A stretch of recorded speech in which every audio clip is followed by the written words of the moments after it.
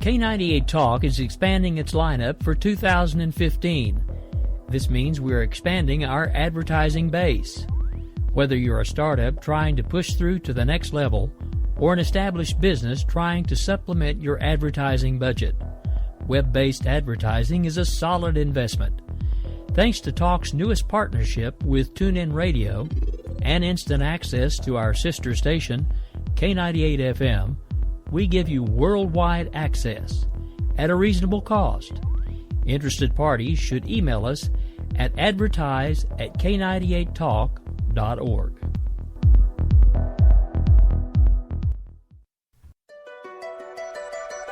The leader in talk radio on the Internet, right here on K98 Talk and the Spark Radio Network.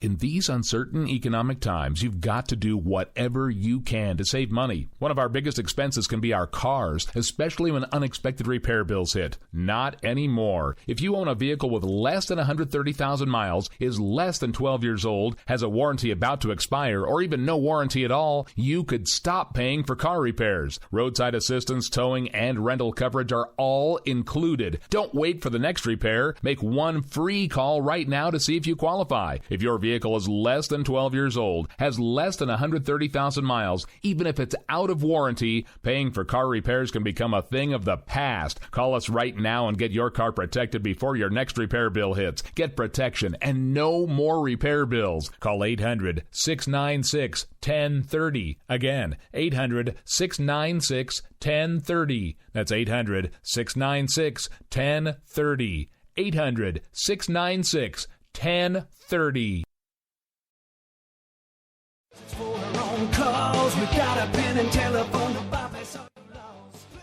Alright folks, this is Rick Robinson with you. I want to tell you about some friends of mine from a company called Security Enforcement Specialists. When I ran my security agency for 12 years, I worked with one of these partners on a daily basis. He's been involved in this agency now, and with his other partner, they do have over 30 years of experience in the private security industry. If you own a business and you need someone to keep you or your customers or residents safe, then I highly recommend contacting Security Enforcement Specialists today. Give them a call at 405-703-1796. Again, that's 405-703-1796. Again, tell them Rick from K98 Talk sent you. Like I said, if you need the help, they are here for you. So make sure that you go look them up, check them out, and see what they can do. The wrong way. Welcome to the place. Welcome to the... Joe had huge problems with the IRS. I knew it was coming. I hadn't filed taxes since 1990. All the IRS letters coming in added up to a nightmare. It got up to like $68,000.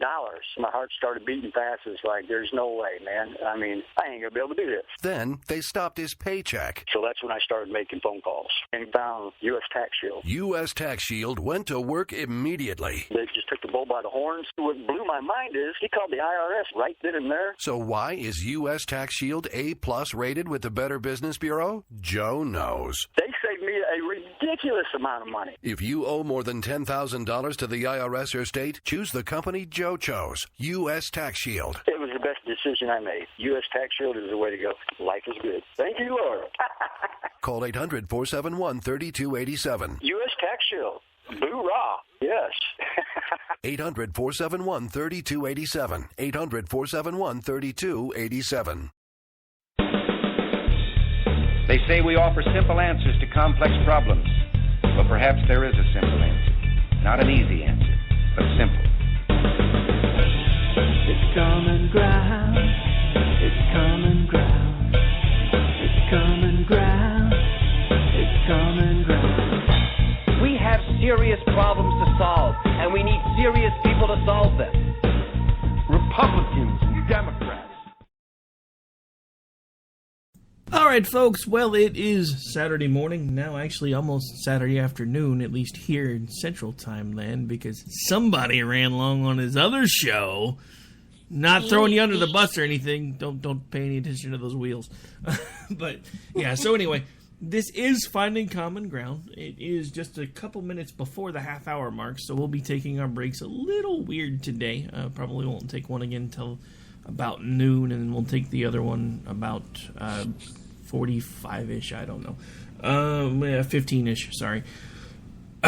But yeah, so anyway, got a lot to talk about today. I'm going to give Bryce just a couple minutes to maybe decompress or vent, because, you know, the last part of that show was pre-recorded for him, and I think it was a hard interview for him, just from the way the guy was talking to him there at the end. So I'm going to give you a couple minutes to kind of just decompress if you want.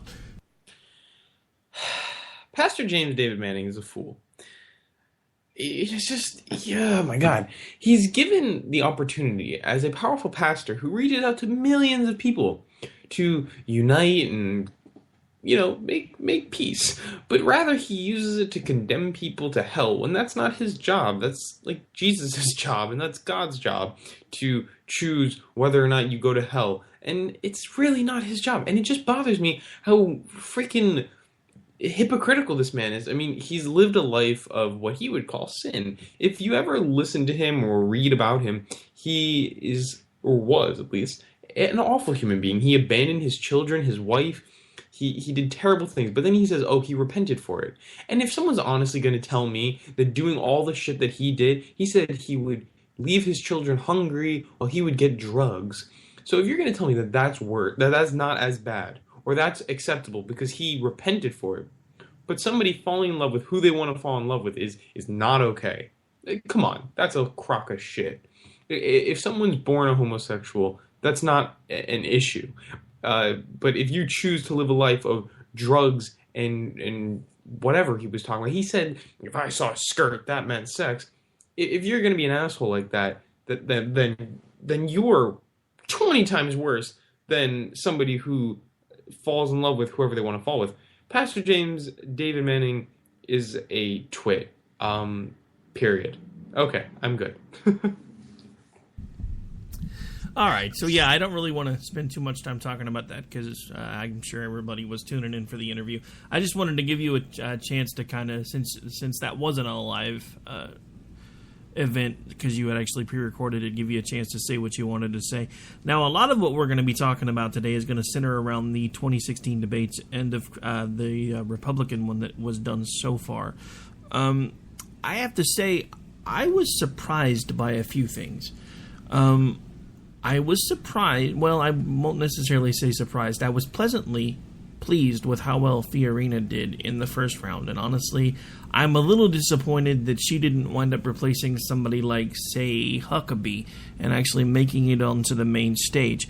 But the reason, after watching the main debate, that I'm kind of glad that she didn't, is because everybody was so busy trying to knock Trump down a few pegs that I don't think she would have gotten nearly the attention that she got during the first stage debate. And, you know, like Trump, hate Trump, personally, I was on the fence with him until his behavior, and I will tell everybody exactly why. And then I have a little recap of exactly how Donald Trump appeared to me during that main debate, and even if up to the couple of weeks running before that.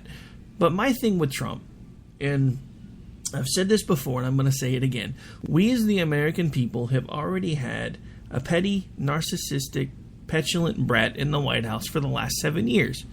Donald, you may have a lot of money, and you may know how to build businesses, and you may know how to work the law to your favor to keep those businesses and your money going in the direction that you feel they need to go, but that doesn't necessarily mean that you're going to be a good leader for the country. I do like the fact that you don't have a filter, to a point. I do like the fact that you say exactly what you mean, and you mean what you say. But I don't like how you behaved during that debate.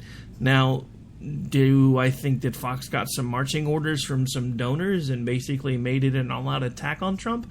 I don't know. I'm not going to say anything about that one way or the other. What I do know is, regardless of the circumstances, he had the chance to rise to the occasion and show America that he was better than who he portrayed himself to be that night. And he failed, in my opinion. You cannot use the circumstances to your benefit if you were the one that set yourself up for failure. They didn't make things up that they said about him.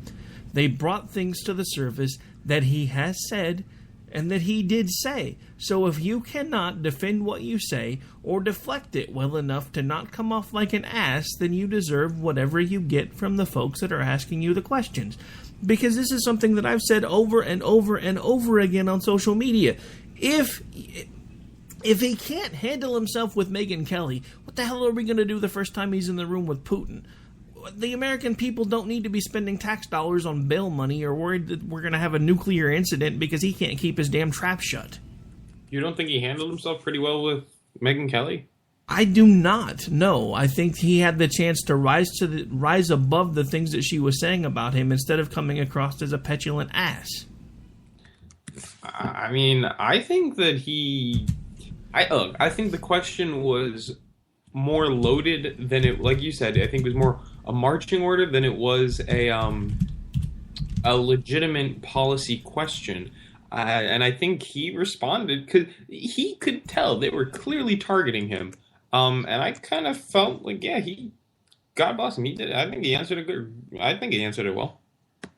Well, let me tell you where he lost me. He actually, and to paraphrase Jerry Maguire, he lost me at hello, because they tried to take him out the very first question when they said, we're only going to have one of these, but we need a show of hands.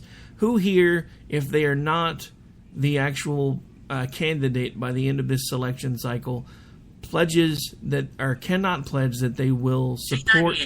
Oops, sorry. Really? Pledges that they cannot support whoever the eventual nominee is, and they pledge that they will not run as a third party. He's the first one that shot his hand up in the air. I have a problem with that. And I have a problem with that because of some of the things that have been coming to light about the fact that he consulted with Clinton before he made a decision. All he did when he shot his hand up in the air is put fuel on the fire of all of these people that have now come out and said, look, he's not serious about running. He's eventually going to split off and make a third-party run at it, and all he's going to wind up doing is handing the presidency to the Democrats, which I know would make you ecstatic, because I'm pretty sure that before that's all said and done, I don't think Hillary's going to be the one to make it. I've actually placed a bet with Jason DeWilkins from According to Me that I don't even think she's going to make it through the primary process. But... Wait. What? Repite? Did I? You don't think Hillary Clinton's going to get the nomination? No, I don't think she'll get the nomination. I think so. Who will? I'm afraid of who will, but I'm pretty sure it's going to wind up being your boy Bernie. It's either going to be Bernie, or if Crazy Uncle Joe actually declares, I'm pretty sure he'll probably wind up being the one that will get it because of the fact the Obama machine will be coming out right behind him, which is going to be what winds up ultimately derailing Hillary if Biden declares, because they've been counting on Obama's support because he promised them in 2008 if she campaigned for him, he would do the same for her when her time came. And he doesn't want to do that. Point blank, shortly after he was elected again in 2012, he basically told Clinton to go F himself. When they had a call after he won, he said, don't forget, here in 4 years it'll be Hillary's turn. And Obama was like, I remember what I said. Now F off and die. Though, here's my opinion on this, and it's pretty close to what you just said. Hillary's clearly the front runner right now. Joe Biden enters the race, right? When he enters the race, nobody who supports Bernie Sanders is going to go flock over and say, oh my God, guys, come on, Joe Biden's running, let's go. No, people from Hillary's camp are going to say, guys, Joe Biden's running, he's more trustworthy. Because Joe Biden and, let's be honest, Hillary Clinton are pretty identical people, except he's got a more friendly, uncle crazy appeal. That Hillary Clinton is just a creepy lesbian in a pantsuit. So, Did you just call her creepy because she's a lesbian? That's kind of a bad thing to say, isn't it? No, I said she's a creepy lesbian in a pantsuit. Okay, just clarifying. But nobody's gonna leave Bernie's side to go to Joe. People are gonna leave Hillary to go to Joe. So let's just say, hypothetically, right? Bernie Sanders in the latest poll was at 25%. Hillary Clinton was down to 55%. And the rest were all, taking the rest of the numbers. What I see happening, Martin O'Malley is going to come up big, and he's going to inch his way up. I see him getting to 15%. I see Joe Biden taking a 25% chunk out of Hillary Clinton. And I see Bernie Sanders could narrowly take the lead. Yeah. I understand that for the primary process. Like I said, what concerns me is with the numbers that Trump is getting and the fact that he's basically now being shunned by the major parts of the Republican Party. I think everything that everybody that was just branded a tinfoil hat conspiracist a couple of days ago has been saying all along is probably exactly what's going to come to pass. I think at some point he will split from the party and he will run as an independent. And when he does that, he's going to take enough of the conservative base with him that whoever is running as the Democratic nominee during the actual final election is going to be able to win it. And I honestly, at this point, am starting to be concerned that that's kind of been the goal all along. I mean, let's face it. He admitted during the debate, yes, I've given to Hillary. I gave to her organization that I thought was going to be doing good things for other people. And mainly I give to politicians because I know when the time comes, I'm a businessman. And when they owe me a favor, I can call it in later. So here's the thing, though. If you've been donating to Hillary, and pretty much a lot, I mean, and he's a businessman. I understand he hedges his bets. He even admitted during the debate, I've given money to a lot of the folks that are standing up here with me right now, which is why I'm upset that that I feel like they're turning on me. And I understand how he feels. I understand why he would have been angry with what happened during that debate. What I don't like and what I didn't want to see, which is exactly what I saw, was somebody who basically, instead of rising above it and speaking as a president or someone who wanted to be president, he went and took it in the exact same direction as the people that were attacking him. That's not what we need. We don't need somebody who, after the fact, talks about how, somebody was bloodied up after the fight and then everybody misconstrues it and thinks that he's making another sexist comment. The simple fact of the matter is, all he had to say was what he said in the middle of his tirade, which is, this country is stuck on political correctness. I'm tired of political correctness. I don't have time for political correctness. And if you don't like what I'm saying, I really don't care. If he would have said that and left it there, the ovation that he got during that time frame wouldn't have turned to boos when 30 seconds later he pointed his guns at Kelly and said, with the way you're treating me, I've always been nice to you, but I don't necessarily have to do that, I guess. That was my problem. He didn't stay above the conversation, which is what you want a president to do. We've had somebody for the last 7 years who takes on the press corps and makes fun of the press corps, talks crap about the press corps. I don't care if you're a liberal or a conservative. We don't need a president that does the crap that this president's been doing for the last 7 years. I don't care whether he's rich, poor, black, white, whatever the case may be. We've had enough of that crap. I don't want somebody who is blatantly and openly attacking people just because they're trying to ask him questions. If you don't, it's not like he didn't know that question was coming. Everybody on that stage had a list of the questions that were going to be asked. They always do. I'll give you that one. Did you see Rand Paul's face when Donald Trump said, I've given a lot of you money, I've given him money? And did you see Rand Paul's face? They did a camera angle on his face. He looked like his puppy just died. I swear to God. And he came off as far too aggressive in that debate. That's the problem, though. When you have somebody who is as aggressive as Trump is and is stealing the spotlight, some of the lower-ranking folks are not going to have a choice but to try to step up their game to his level. That's one of the reasons why I didn't want to see that happening in that debate. If I had my druthers, I wish that they wouldn't have asked those two questions. The one about who's not going to support the party, and then the one about comments that Trump had made in the past. Those were conversations that didn't need to happen during a presidential debate. For that, I do condemn Fox, because they're the ones that are always touting how they're fair and balanced, and in this instance, they failed miserably, much like they have been lately in a lot of other instances. But the simple fact of the matter is, it happened, and he had a chance to stand up, rise above it all, and shine. And for the folks that are already diehard supporters of his, he did that. For the folks that were on the fence like me, he lost us. And I just have to say it. I will not, no matter what, support him. If it comes down to where it's between him and Bernie in the primary, then I don't have a choice. Or in the final election, the general, I don't have a choice. But until that point, I cannot and I will not support him. I'm going to wrap myself, because I thought that you just said that you might vote for Bernie. Oh, no. No. I would feel way too dirty. I cannot vote for someone who has declared themselves a socialist, even if it is a democratic socialist, which I'm sorry, to me is just mincing words because it's the same damn stuff. Yeah, no, I agree with you. I mean, look, if it comes down to Trump versus Hillary, I'm voting for Trump. I don't trust Hillary Clinton. I don't. But I mean, look, he's a TV personality. I wasn't expecting him to rise up, but I would have loved to have seen that. Now, here is something that I must bring up.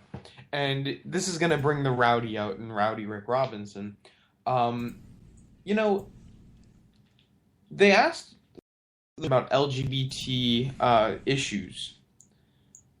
And John Kasich looked like a hero for your party, for, independence, I guess, saying that he would embrace his gay daughters, that he went to a gay wedding, he still loves the person, that he just because he doesn't agree with it. That guy, he looked good.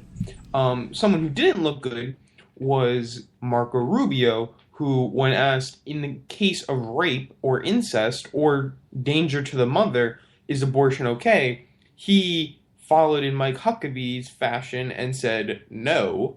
And you could tell by his face. He didn't follow in anybody's fashion. That's always been his stance, as far as I can tell. Not in the case of rape and incest, no. Besides, I thought that was Santorum, not Rubio. I have to admit, there was about 45 seconds I started dozing off. That may have been the 45 seconds I missed. Yeah, they asked Rubio a question about abortion, and they said, Megyn Kelly asked, even in the case where it causes harm to the woman, or it's rape or incest, are you against abortion? And this was right after Mike Huckabee answered the question and got a very loud applause. He said that there's other options, stuff like that. And I think he turned off a huge portion of his listeners because, like you always say, we're never going back. But hang on, I got to get to the point where I'm going to bring out the Rowdy Rick Robinson. Mike Huckabee was touting about science. He's saying it's basic science that life begins at conception, which I agree with. You don't get 3 cells from nothing that's living. You don't get, that's just not true. So, of course, life begins at conception. And he was saying that that's proven by basic science and biology. But how fucking dare he say that? Because when science tells us, when the 5 branches of the United States military, right, the people who these Republicans claim to support... Get ready for the global warming, folks. Here it comes. When they say that's basic science, when NASA says that's basic science, when 97% of climate scientists, when 10,000 research papers and only 2 come back saying that it's not, say climate change is basic science, when the United Nations says it, when all of our scientists say it, have you done some research into what the United Nations has actually said about climate change? Because I think you might find yourself surprised. Are you kidding? Ban Ki-moon and all the United Nations, one of their biggest issues is climate change, saying that it's man-driven, that man's progress has driven... and a lot of their scientists and a lot of the folks about the same time all the WikiLeaks crap started coming out have actually said that a lot of the reason the United Nations is so driven on pushing the global climate change agenda is for control. You can find the documentation everywhere. Look, I'm not going to argue climate change with you today because I don't care, because this is the thing. Whether it's man-made or not, we should be taking care of our planet. If we're not, then you're an idiot. If you can't take 5 seconds to recycle, then you're a douche. If you can't use less plastic, then you're a douche. It doesn't matter because it's a non-issue for me. Because the simple fact of the matter is I have been commanded by my beliefs to take care of the world around me and be a good steward of it. If you can't take 5 seconds to do that, then you are a douche. And if you have a problem with that, then you can go away. It's that simple. But you know what the problem is? These people aren't going away. And the issue I'm having here isn't even necessarily climate change. They didn't ask any questions about energy. And I thought when Jeb Bush brought up we need to make our energy policy better or whatever, they didn't bring it up. They never brought up energy policy. And you know what? We're entering the age where oil, it's gonna get scarce. We're entering the age where... Oh, come on. They've been saying that since the 50s. We were supposed to be out of oil by now. I mean, come on, seriously, go back and look at the research. They've been saying that we were supposed to be out of oil 15 years ago. If you go back and you start looking in the 40s and the 50s, we were only supposed to have a 50, 60-year supply. We're now plus 15 years on that, and now we found even more oil than we ever knew what to do with. I know, but here's the thing. In the United States, in the 1970s, we already hit our peak oil, so it's about time that soon we'll be running out all over the world. Okay. But you know what? That's I guess another time for another episode. But my problem is that they didn't talk about. They talked about gay rights and they talked about abortion, but they didn't talk about. What do you expect them to talk about when they're trying to get votes from their base? I want to hear them talk about. I don't care what they're. Okay, so hang on. By your logic, in a couple of when is the Democratic debate? Because by your logic, then in a couple of months, I should be hearing some of them talk about how they're anti-abortion. I don't want to hear any of that. I don't care about that stuff. But that's my point. The Republican base doesn't give a crap about climate change either. So why would they talk about it? No, not even climate change does it. Just. What's your energy policy? How are you going to make jobs? Don't just tell me what jobs you made. Tell me how you as president, how are you going to get jobs back in America? Yeah, so they're supposed to do that in 60 seconds, huh? That's how you roll? Donald Trump laid it out pretty simply when he gave his opening address that he was running for president. He said, let's place a 35% tariff on Mexican imports, and that way we're going to make it equal to compete with them, and we can bring some jobs back to America.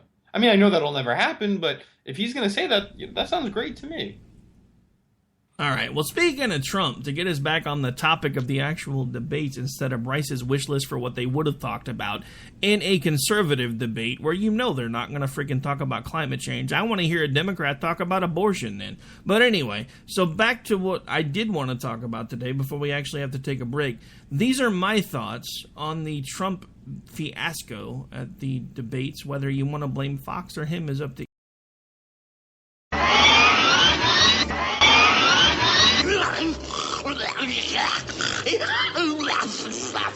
only Rosie O'Donnell. $8,737,540,000. And honestly, Megan, if you don't like it, I'm sorry. I've been very nice to you, although I could probably maybe not be based on the way you have treated me.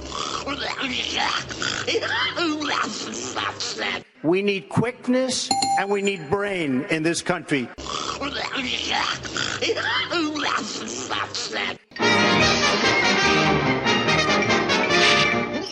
That's all, folks. And that's my thought on Trump's behavior on the stage. We have got to take a break. We'll be right back here in just a couple minutes to continue with the show. It's common ground. It's common ground. It's common ground. It's common ground. The internet will never be the same. You're listening to K98Talk.com. Wow! Good God, y'all! What is it good for? Absolutely! Get started again. When our water heater broke down last month, it was a nightmare. It took 5 hours for the plumber to show up, and he charged us a couple of $100 just to come out. And then it cost another $1,800 to put in the new water heater. By the time it was all said and done, I felt like I'd been taken. But what else could I do? The smartest thing you can do is get a home warranty from American Residential Warranty. Their home warranties pay to repair or replace all your major appliances when they break, and they will break, and at the worst possible time. Call American Residential Warranty right now for free information on home warranties starting at just pennies a day. Don't wait for your refrigerator to stop running or your ceiling fans to stop turning. Call American Residential Warranty right now. Ask how you can save up to 50% on washer and dryer coverage. Just call 1-800-513-6154. That's 1-800-513-6154. Again, 1-800-513-6154. Call now.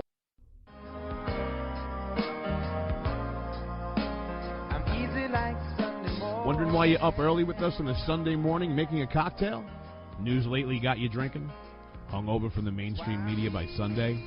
We are. and we got you covered. We sure do. We got your hangover cure for those weekly news blues. So sit back, top off your mimosa, and add some Baileys to that coffee. Take a match to your copy of the New York Times. Light, funny, and oh yeah, news with booze. And a lot of laughter. Welcome to Bloody Marys and Broadsheets.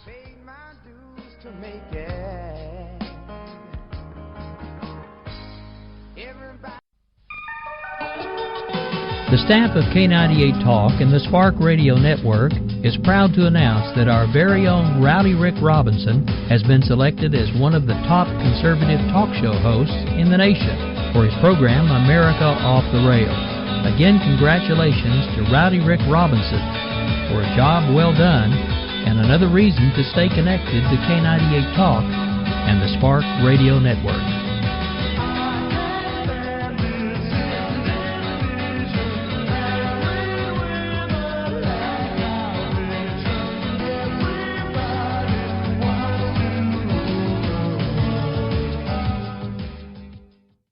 Our military service members volunteer to protect us in the most dangerous places around the world. They step up.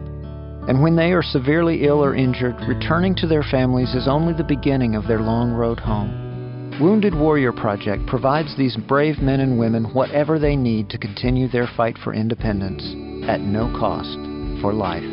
So now it's time for a grateful nation to step up. Join us at findwwp.org. It's common ground. It's common ground. It's common ground. It's common ground. All right, we're back. We're live. Bryce is trying to push my buttons today, but I'm not gonna let him, man. I'm not gonna do it. Okay. So anyway, before we left, I did play a little bit of a clip, and then we were up against the break, so I had to take the break. I know I'm probably gonna get hate mail over that. Other people heard it and started laughing and giggling. Twitter kind of lit up a little bit there for a second, so I know some people heard it, which is interesting because according to the system, we don't have very many of you listening, but according to Twitter, we do have a few, so I'm kind of confused. But anyway, so... Damn it, technology! Pretty much. So that kind of brings me back to where I was before the break. Like I said, you want to blame Fox for how Trump was treated, that's fine. But here's my problem with this, and I think we have forgotten this. Obama, for the last 7 years, has been getting softball questions, cream puff questions from the majority of the press. If and when Donald Trump becomes president, if he can't handle a sarcastic question from his own side of the fence, what the hell is he going to do to the press corps? I mean, is he going to come out Godfather style and say, I want you dead, I want your friends dead, I want your family dead, I want your dog dead? I mean, is that what we're bringing ourselves to at this point? Have we gotten to the point where the presidential election cycle is about nothing more than entertainment value? I think for a large majority, yes, it is. Especially with Donald Trump, I think. And that's why I'm sad, because we are now seeing a generation of people that have spent the majority of their formative years watching things such as reality TV that are now reaching the age of voting. And they see someone who's treating the election cycle much like a reality TV show. And they latch onto it. They're like, oh my God, this is great. This is the best election cycle we've ever had. I'm like, and you know, I even hear this from some older folks, you know, because Trump is bringing people in that might not have otherwise heard the conservative message. But are they truly there to hear the conservative message, or are they just there to watch Trump act like a dick? Because that's what Trump did the other night, whether anybody wants to admit it or not. It doesn't matter why they did what they did. He had the chance, and he has the ability, because I've seen him in tough situations. I've seen him during negotiations, because there's videos that come out about that stuff all the time. He has the ability to remain calm and to diffuse the situation. He chose not to do that. And again, this is my problem. If he gets that rattled when somebody from Fox News says, hey, you've said some pretty crappy stuff about women. Yeah, and that's because, you know, just like you, I have people that I think are beautiful and I have people that I think are ugly, and we're entitled to our opinions. I occasionally say things because I think they're going to be funny, not because I mean them as an insult. And if he would have said that, because that's exactly what he tried to say, and then he took it in the wrong damn direction, then I would have probably come away with a much different impression of Donald Trump than I have now. Now, the one thing that I will tell you that has been driving me absolutely crazy is for the last 24 hours, we've had all of this talk about this organization, Red State, that's having a convention right now, that has actually removed Donald Trump from the speaking list. I may not like Donald Trump. I may not agree with what Donald Trump says, but I'm not telling him to sit down and shut his mouth. I'm just telling him he probably needs to take a different tact if he wants to become president of the United States. I thought the conservatives were supposed to be the party of freedom. So now all of a sudden somebody says something we don't agree with, and they're removed from a speaking engagement? Really? I think that's un-American. I don't like that they're going to remove him from a speaking. I mean, probably he wouldn't have gone anyways, but the fact that they removed him is ridiculous.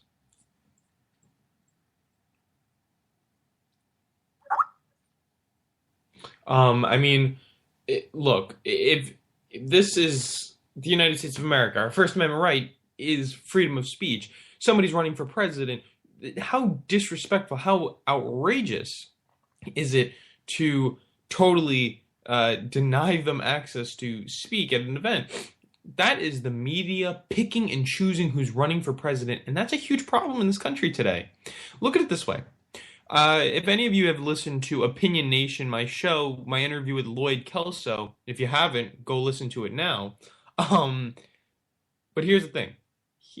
What if he doesn't get on that debate stage? He's running for president. He has ideas. He has got something to say. If the media is going to pick and choose who's on the debate stage, just like they did with the past debate, then the media is selecting our choice. And that's not what our founding fathers ever wanted. They never, ever envisioned that we would have media giants like Fox freaking News deciding, oh, well, according to the top 10 polls, we're only going to have these jackasses on and not these jackasses. Rachel Maddow, I mean, I don't like Rachel Maddow's show too much, but it's pretty good sometimes when I'm in my really liberal mood. She said, why don't they just break it up, have all the candidates broken up, randomly drawn, and that's the state, and that's when they go on. You do 2 debates, again, both with the random people on the stage. That way it's fair. It's ridiculous to say that because you're not, whatever, popular enough, you can't speak here, when, you know what, that's not American. That's not giving somebody their fair chance, and it's telling the media to pick who's going to be on, and then it's freaking ridiculous. And in this case, because they don't agree with him, they're not going to let him speak. But you know what? If you let him speak, maybe you'd agree with him. Hey. Rick, what do you think? No, I mean, I'm actually really disappointed. I mean, like I said, I don't agree with a lot of the things that Donald says. I don't agree, especially with his behavior on the debate stage. And again, he lost me 30 seconds in when he put his hand up, because we don't need somebody who says, look, I feel I'm the best candidate, and if I don't get your vote, then I'm not going to tell you that I'm not going to run as an independent because I think I'm the best candidate. That, like I said, concerns me, because if he decides to do that, then whoever the Democrat is going to win unless he can pull enough from all sides, and I just don't think he's going to be able to do that. He's too polarizing. The biggest thing that, again, concerns me about this decision with Red State, though, is because all they're doing now is feeding the people that tell him he should run as an independent, because they're the same folks that feel that conservatives are no longer conservative enough. To be quite honest, though, I think that the country's moved away from that mentality of, or we are moving away from the mentality of that conservatism necessarily works, and I don't think that. I think there are a large number of people that would disagree with you. I think the issue is you spend a lot of time only listening to your side of the argument. I spend time listening to both sides of the argument, so I fully understand that there is now a larger number growing of people every day that actually feel like at this point conservatism is probably going to be one of the only things that might actually keep us from becoming a completely socialized state. And I know at your age and in your demographic, a lot of you guys think that socialism is the way to go. There are a lot of us that still don't. Now, at some point, you may get your way. No, I mean, look, I think that we need to find somewhere in the middle there where we have social programs that take care of people, where that give students college educations, and the government doesn't make freaking profit off of it. And even Donald Trump said that. And Bernie Sanders says that. And Martin O'Malley says that. And for Donald Trump to say that while still preaching some conservative, at least, methods of economic function, then I agree with that. Well, I mean, like I said, my issue with socialism is it doesn't work forever. It solves problems for the short term, but the biggest problem you're always going to run into is eventually you're going to run out of other people's money, and that's the only way that those programs continue to be funded. No, I'm not. I know, and I'm not preaching that we go to a totally socialist state, because that just doesn't work. People have incentive. People want the incentive to work and keep going. But I do think that the government is doing a shitty job at enabling its people to get that job done. If you give everybody a first-rate education, right, and you give them health care and they don't need to worry about that, then I think we would have an incredible workforce of geniuses who would outpace China in a matter of minutes. We already have an entire population of people that feel like they're entitled to things, and it doesn't do anybody any good. And here, now, I will play devil's advocate for a moment and say that even if you're right, and if giving people a proper education and just handing it to them, and if making sure they have health care is the way to fix everything that's broken, it's never going to happen, because the government doesn't want to fix the things that are broken, because if we fix them, we don't need them. True that. But I just want to give a piece of proof that shows that I think education would simply work if we gave everybody the education system that Bernie and Trump is talking about. In the 1950s and 60s, most public colleges were free or at a substantially reduced cost because the federal government paid a huge part in subsidizing them. Whereas today they really don't. It's left up to the state, and a lot of times states can't afford it. For example, UC Berkeley is perhaps one of the most famous ones, as it was made famous by Robert Reich. I'm sure he's, practically in the SS for you, but he said that. Well, his last name's Reich. Yeah, that's true. He's the fourth one. But when he went to Berkeley, it was free. His second or third year there cost $700, still very cheap. In the 1970s, and today it's almost $30,000. So because the federal government stopped doing that, cost of college went up. But here's the proof that it worked. In the 50s and 60s, we had some of the best, most prosperous times in this country, and people were coming out of college getting great paying jobs. And the amount of students who went to college was on the rise, the pay in this country was on the rise, and the quality of life was on the rise, because more people were getting an education. And you can see that simply with the GI Bill. I mean, I always tout that one. Anecdotal evidence does not prove your case. You're looking at the 50s. We still had production jobs in the 50s. We didn't have... Our money was still backed by things that were tangible in the 50s. There are so many different variables that you're not allowing into the equation. It's not just about education. Hard to build up. Hang on a second. It's giving Give your it to me dog again. bad breath. Try doggy dentures. Now available in extra white. You're kidding, right? What the heck was that? You or me that time? I mean, I would say that I think the GI Bill, I always tout that one off, but when you give people an education, they have more on their resume to do with, and they can go it's much easier to go make a better life for yourself when you have that education. Really? Then how come there's so many people with like 6-year degrees that are flipping burgers right now? I mean, give me the stat on how many people have the 6-year degree and how many people are flipping burgers. Then we could talk about that. But I don't know. I shouldn't have to give you the stat, because you're the one that pointed that out on one of the first shows that we ever did together. Well, it's true. I mean, people are now having to take those jobs because, like you just said, the production jobs are gone. I don't know the stat on it. I don't know how many people get the 6-year degrees and then do that, but perhaps. But it is true. We do need to figure out how to bring manufacturing back to this country, and I think the way to do it is invest in education so that we can make our technology better, so that our tech is the slave and not some Chinese kid in China. But how does that solve the problem, though? If you have one guy that figures out how to make a zillion robots that can build an iPhone and we don't pay them anything, you still have a lot of people that aren't working, so I'm confused how that fixes the problem. Well, because then you at least bring construction jobs, you bring oversight jobs. People still have to run a factory even if there's robots doing it. We're not going to have... I know Amazon touts that they have a completely autonomous factory, but that's not the truth. The fact of the matter is that you're still going to need people working at the plant. There's still going to be assembly jobs. There's still going to be jobs on the line, and there's still going to be jobs at the plants, and there's still going to be, decent paying jobs. And let's not forget about infrastructure, of course. That'll be a huge job maker if we could actually get a highway built through. But that'll never happen.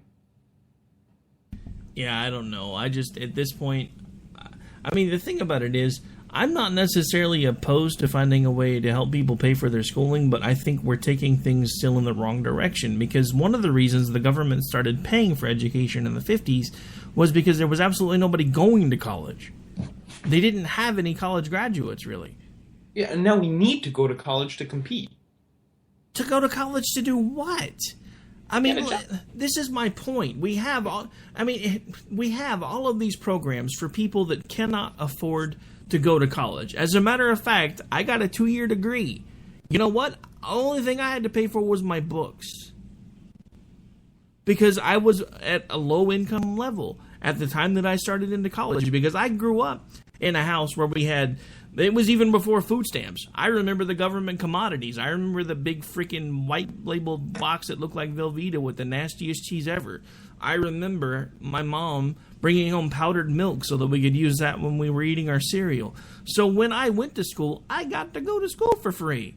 Only thing I had to pay for was my books. These programs already freaking exist. Nobody wants to use them. And when they do, they go to freaking school to get degrees in liberal arts studies. What the hell are you going to do with a liberal arts studies degree? You can become a sociologist. And what is a sociologist going to do? They're damn sure not going to be building robots. That's my problem. If we're going to make changes, we need to legitimately make changes. Making education free will not fix the problem. What we need to do is find ways to help people figure out what it is that they want to do with their lives and what it is that we're good at. It's the same thing that I see in the private sector all day, every day. We have all of these tests that people take that figure out the best, easiest ways for them to learn, to make it easier for them to figure out how to do their jobs. But nobody uses those results. We don't use them in school. We don't use them at work. There are, at last count, at least 7 different ways that people learn, and each person learns differently than the other. But there are ways where we can classify how a lot of folks learn, and we can start targeting their education styles to fit the way that they learn, so that they don't have to spend 13 years in school learning the same way that everybody else does things, because it's the only way that we know how to do it. If we're going to fix it, let's actually fix it. Let's not just hand it out like it's a gravy train and say, here, waste 13 years of your life in public school, and then here, we're going to pay for you to waste 4 more, because you still don't even know what you want to do with your life. Rick, that's exactly what they do in Europe. I can't believe that is pretty close to what they do in Europe. Well, I didn't say Europe doesn't do some things right. I said that there was a reason we fought for independence from them, because they're a bunch of nozzles, but that's a different story. They're a bunch of nozzles. That was a great description. But, wow, Rick just agreed with something that was European. Just putting that out there. Really, every American is at least European at one time when they're in the bathroom. Mm-hmm. You didn't get it. It's a really old joke. It actually was on, I think it was on Tool Time. It was when they were really, really little, one of them walked up to Dad and says, "Hey, Dad, when is an American not an American?" When you're in the bathroom. Why not, son? Because you're a peeing. I get it. That was actually not bad. See, finding common ground can either be we're either really riled up, especially you, or we just laugh the whole time about cheesy ass jokes. So This is finding common ground, everybody. Enjoy. It's never the same thing twice. It can't be. No, it absolutely is never the same thing twice. All right. Actually, we are getting to the point where... we blew through the break, so let's do this. I'm going to give a shout-out to a sponsor real quick since I forgot to take the second break of the show. That is concealandcarry.net. Pretty easy way to find them. You just go to put a www with a dot, the word conceal, the letter N, then the word carry.net. What that is, it is a conglomeration of businesses and organizations that not only help you find the rules in your state for your conceal and carry permit, they will help you find materials, weaponry, accessories, and even places to take your training classes that may be required in any state that you reside in. And they do have locations listed in their network in all 50 states. So if you have questions about weaponry or how to get the conceal and carry permit in your area, make sure you go hit them up. Click on your state and just look for the folks that are in your area that can help you answer your questions. Basically, when the government comes to take all our guns, you're going to go to the site and they're going to help you because you don't know what to do. So they're going to teach you how to lock and load, bitches. Like that. All right. So, the guy from Jersey really shouldn't try to talk like an Okie. It don't work. Yeah. No, it doesn't work at all. Oh, well. Damn Jersey boy. Damn it. Damn it, Bobby. I want to sound like the guy from King of the Hill so bad. Yeah, I bet you do. So, what else is on the agenda? Actually, I think we are about out of steam at this point. We've pretty much talked about everything. Do you have anybody coming up with you this next week as far as your guests or anything? Because that way I have an idea of what to prep for this time. Okay, so we have possibly Lincoln Chafee.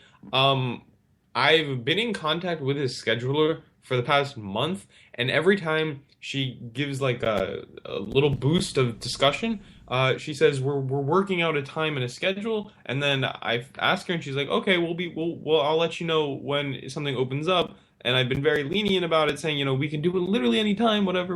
But we'll find out about that. Jim Gilmore has responded. Jim Gilmore, he was on the 5 o'clock debate stage. He will be coming on sometime later this month. He's actually going to Iowa, so his scheduler said that when he comes back, he can come on.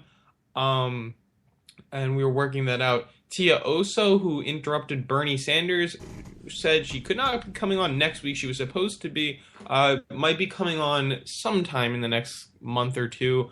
Other than that, I've been talking to John Kasich's press manager. She wanted to listen to a show, then get back to me, so I'm going to call her after this. And let's see, what else? I talked to Bernie Sanders' press person or whatever. Left them a message. I'm going to call them right after this.